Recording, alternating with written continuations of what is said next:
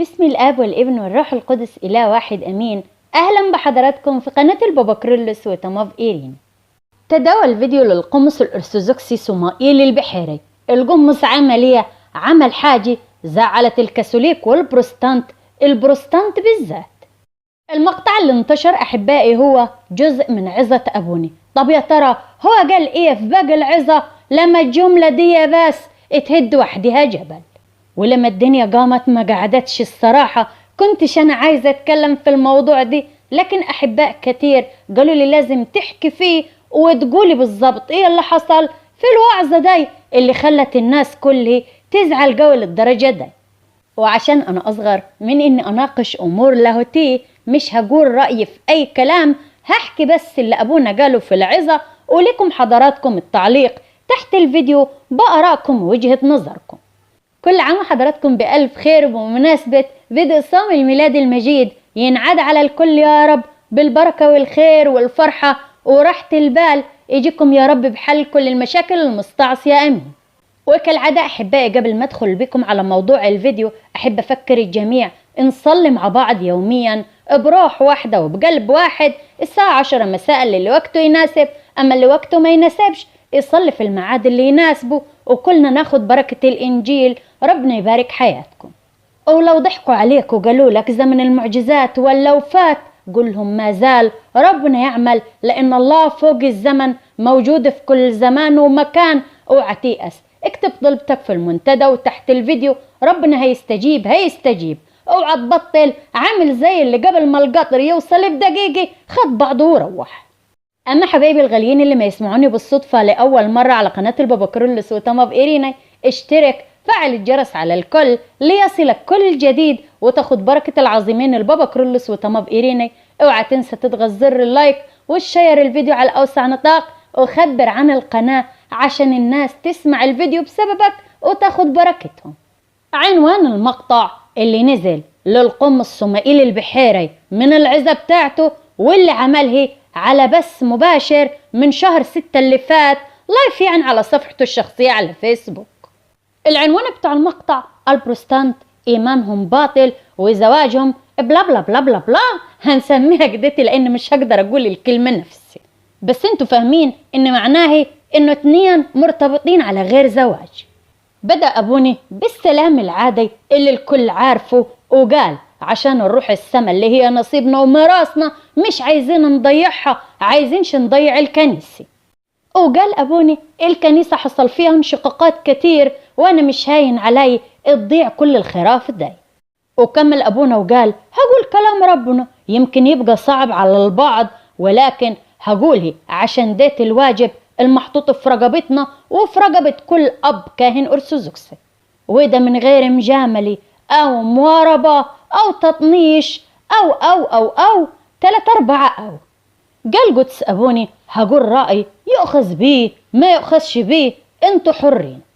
قال كل الخدام والكهنة في مستوى الكرازة ينبهوا تنبيه كامل بدقة وحاسم من غير طبطبة يعني ولا محباة ولا مجاملة أي حد يتعمد كاثوليكي أو بروستانتي.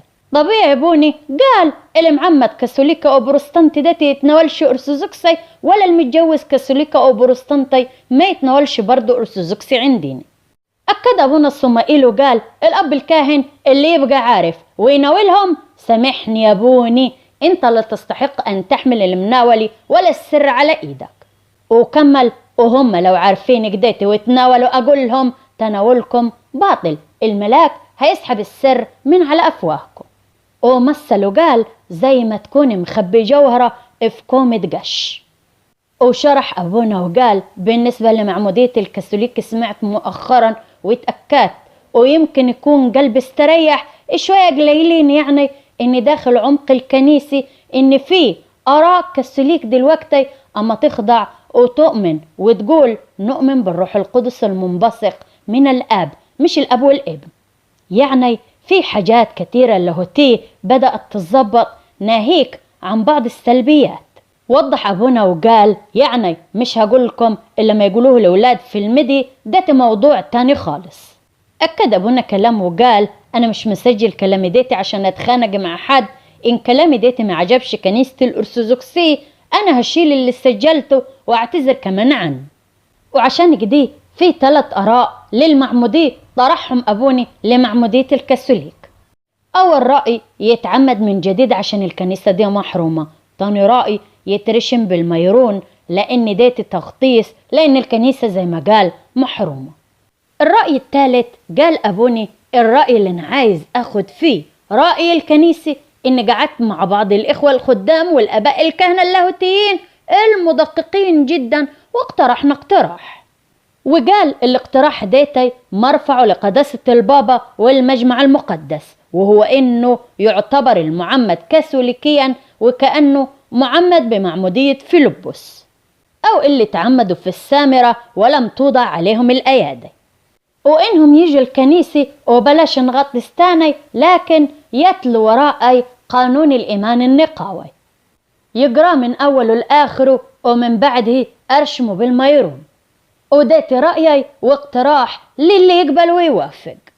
وقال أنا مرفع الرأي ديتي كمان للأباء الأساقفة، مش هسمي حد باسمه عشان كلهم كويسين وحلوين عشان منساش حد. كمل أبونا وقال مش متكلم أنا عن الوحدة، أنا متكلم عن حاجة جواي إنه يتوقف تماما تناول هؤلاء إلى أن تتم هذه الأمور واللي ذكرها سابقا. وقال أبوني على كل أب كاهن في الإبرشية يراجع سيادني اللي يرأسه وياخد رأيه، واللي يقوله الأب الأسقف هو الكنيسة. وكمل أرجو أن الاقتراح ديتي يكون مريح للقلوب، دي معمودية الكاثوليك، إن عمل كديتي يتناول وإن ما عملش ما يتناولش. ودخل الحتة الجواز وقال أبوني لو اتجوز كاثوليك برضه ما يتناولش، طب نعمل إيه؟ كمل وقال أبوني بكل بساطة هتروح للأب الكاهن، روح لأبونا يا حبيبي أنت ومراتك، روح هيعمل حاجة بسيطة ما تاخدش 10 دقايق ربع ساعة، رشمت وأسرار. وأكد أبوني ونبه على كل الآباء لازم ناخد بالنا التناول مهم جدا، والكاهن اللي فرط في الأسرار ما يستحقش إنه يكون كاهن حامل الأسرار. ولفت نظر الجميع وخصوصا أهل سوهاج وأسيوط الحاجة مهمة جدا. قال هنبه تاني عشان أنا من طيمة سوهاج، وسوهاج وأسيوط مغرمين بالعذراء درونكا.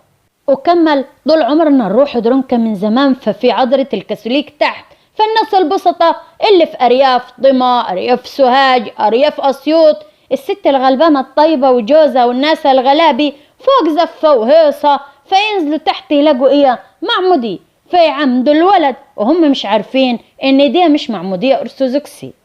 قال لهم يا ماما لو سمحت راجعي معمودية العيال داي فوق أرثوذكس تحت كاثوليك.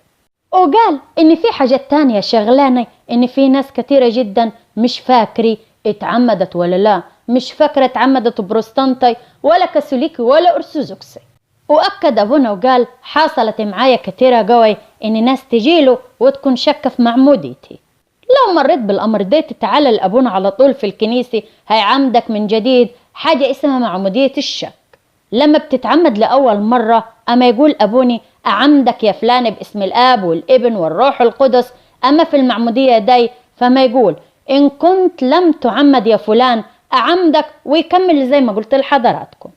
أكد أبونا للجميع خلاصنا أهم حاجة في حياتنا، فبلاش ندخل في مناكفات وعنادات وخناقات. ونبه وقال إن كانت الأسرة مكسوفة من الأمر ديتي، لا ديتي مش خطية عشان تتكسف منها وتخبيه عن أسرتك عشان مشاعرهم. أكد كمان أبوني إن الكنيسة الكاثوليكية وبعض الخلقدونيين بدأت الأمور تعود للأرثوذكسي بس واحدة واحدة. كمل أبونا وقال للأسف الشديد الطامة الكبرى اللي ما يلعب بيها الأنتيكريست، وأوعوا تفكروا إن الأنتيكريست ضد المسيح هيجي آخر الأيام بس، لا دي بدأت من زمان. كل الهرطقات تعتبر ولادة جديدة ومقدمة للأنتيكريست. ونبه أبونا وقال يا إخوة يا بروستانتي يا شعبي يا مسيحي يا غلبان يا مبارك، البروستانتينية دي هرطقة. وقال لهم مش هتقدروا تروحوا السمي لأن الكتاب قالها صراحة من لن يولد من الماء والروح القدس لن يرى ملكوت السماوات، وآيات كتير عن التناول، كل ديتي في الإنجيل اللي هو دستورنا. وكمل بكل وضوح وجراءة لا تقول لي يمين ولا شمال، تصلي تسقف تشحتف تقعد تهلل تتنطط باسم يسوع، كل ده باطل ملهوش أي عازة. وشبه كل اللي ما يعملوه البروستانت كأنه أما تبني بيت على الرمل يجي الريح يهده. وأكد وقال جوازهم، إيمانهم، عمادهم، كل حاجة تخص البروستانت باطل. وقال هستسمحكم في اللفظ التقيل اللي هقوله، الجواز البروستانتي بلا بلا بلا. طب ايه الحل؟ قال ابوني اتفضلوا، المعمد بروستانتي هنعمدك، والمتجوز بروستانتي هنكللك وهنقول لك الاسرار والرسومات. طب التوثيق بالمحكمة هيبقى زي ما هو، ما فيهوش اي مشكلة. واكد ان اهم حاجة انك تنجو بنفسك. وقال حد هيقول لي هنعمد ازاي الكبار زي البيبيهات؟ هقول له لا. قال انا اخلاقيا وحاجة جدتي بالمحسوس اقدرش ككاهن اعمد الكبار زي البيبي. امال هيعمل ايه؟ في صلوات ما تتقال وهو في الاول، وبعد جدتي يطلع ابونا برا وهو يلبس التوني. بس يلبس التوني لا، وينزل في جرن المعمودية المليان مية للآخر وما يبقاش مبين إلا رقبته بس. هيقول مرد أبوني، والمعمد هيرد عليه في المرد. وبعد كديتي بدل ما يغطس الجسم كله زي البيبي هيغطس الراس بس. خلصت المشكلة دي. دخل بينا أبوني على مشكلة الرشومات اللي ما ينفعش الكبير إنه يترشم زي البيبي، وخصوصا لو كان سيدات. طب هيعمل ايه؟ ابونا حكى بالتفصيل. قال ان الاماكن اللي جوا الجسم داي مش هتترشم زي البيبي، امال هيرشم فين 36 رشمة، لا بطريقة مختلفة ولكن نفس عدد الرشومات. ابونا قال انه هيبقى بطريقة مختلفة تحفظ ستر وخصوصية المعمد وحفاظ على مشاعره ومشاعر ابونا برضه. هيبقى مثلا في اسفل الرجل من تحت وورا الركبة، وفي أسفل الإيد يعني بعد المعصم وورا الكوع، وفي الجبين وعند الترقوة. بدل ما مثلا كانت هتبقى رشمة واحدة يضاعف الرشمات لحد ما في الآخر يبقوا 36 رشمة. كمل أبونا وقال حفاظا على مشاعر بعض الناس، يعني المتمسكين في الأسرة والناس المنتفعي بالبروستانتينية بتاعتهم، أو الناس المعارضة أو ما شابه. نداء للكل انجو بنفسك، بمعنى معموديتك لا هي خطية ولا هي حرام عشان تخبيه. يرجع تاني أبونا ويتكلم عن جواز البروستانت، وهنا ما يتكلم بوضوح أكتر. أما يقول إن الجواز البروستانتي هو مش جواز أصلا، وقال نفس الكلمة وكررها أكتر من مرة. وشبه أبونا وقال كأنه 2 راحوا الشهر العقاري وكتبوا ورقة، أو راحوا القاسم وحضرة الضابط مشكور كتب لهم عقد. ووضح أبونا إن قبل جدتي كان في نوع من أنواع التحايل، كانت الناس تقول يا أبوني بدل يعني ما بلا بلا بلا نقولوا إيه جواز مدني أحسن. قال أبوني لا مدني ولا مش مدني، طول ما هو مش كنسي ولا روحي يبقى مش جواز، وإن القائم على العقد دي مش مهيأ أو مكلف أو مسموح له ولا في حلول الروح القدس. وأكد أبونا وقال هقول تاني حدش يتناول من هذه الفئات، واللي عاوز يصلح يصلح. وقال أبونا وشرح موقف عدى بيه قبل جديتي، وقال أفتكر إني عمات 3-4 أسر من مصر بروستانت.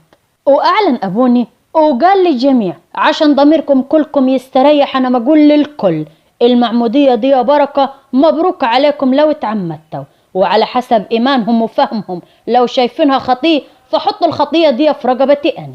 وكمل أبونا وقال ما افتكرش إن أنا هعمل أو أشيل خطية عشان أجملكم، وخصوصا أنا ولا واخد فلوس من حد ولا حد عامل لي خدمة خاصة. أنا ما أقول كديت وما أعمل كديه عشان ربنا وعشان دي خدمتي. وقال أخيرا ما حدش من الآباء يناول كاثوليك ولا بروستانتي أبدا إلا لما يمر بالأمور اللي ذكرتها سابقا. وترجى قداسة البابا وقال رجائي قداسة البابا والكل من يسمعني رفع الأمر إن يكون قانون الإيمان النقاوي للمعمد. وكمل ونعتبرهم زي معمودية فيلبس عشان نقول بالحق كنيسة واحدة جامعة رسولية. ده كان كل الكلام اللي قاله أبونا القم الصمائيل البحيري. أبونا الصمائيل البحيري نزل فيديو جديد هورده لحضراتكم في فيديو آخر، هو وردود أفعال من الآباء الكهنة والأساقفة وقداسة البابا توادرس وكلام قديم لقداسة البابا شنودة. مستني آراء حضراتكم في التعليقات اللي أكيد كلها هتبقى بنائي. كمان أحبائي خدوا بركة البابا كرولوس وتوما اوف ايريني، شير الفيديو على أوسع نطاق، وكمان اوعى تنسى تضغط اللايك وخبر عن القناة لكل أصدقائك. ولو لسه ما تسمعني لأول مرة على قناة البابا كرولوس وتوما اوف ايريني، اشتركوا وفعلوا الجرس على الكل. ومن جوا قلبي، من جوا أعماق قلبي يا رب، بركة وخير والسلام يا رب لكنيستنا القبطية الأرثوذكسية، ومحبة شاملة غير مشروطة للجميع، أمين يا رب، بدون استثناء، كل الناس، كل بشريتك وخلقك يا رب.